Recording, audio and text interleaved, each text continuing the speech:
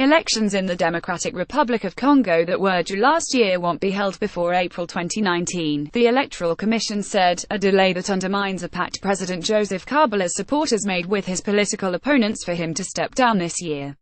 The Commission said in a statement that it will need 504 days to organize the polls once it completes the enrollment of voters.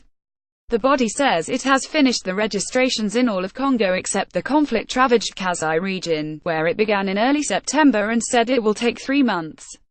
The Commission also said it will need almost 17 months to allow for the passing of a new law drawing elected representatives' constituencies, obtaining voting materials and recruiting personnel.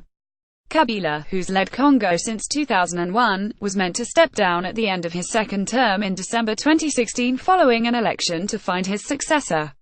That vote was delayed, sparking protests in which dozens of people have been killed by security forces.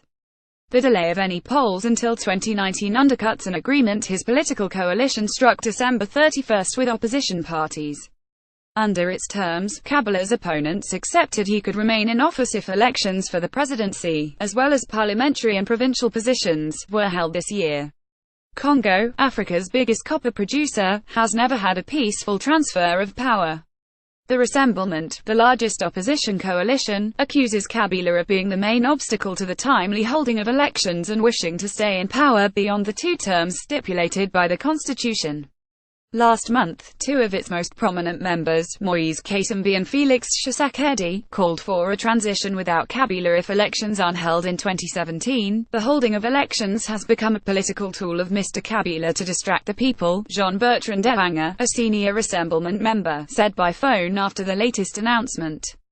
It's not a logistical problem. It's not a problem of money. It's a problem of someone who is seeking to cheat 80 million people. The problem in our country is called Joseph Kabila. He must leave. The Rassemblement will no longer recognize him as head of state after December 31, Devanga said.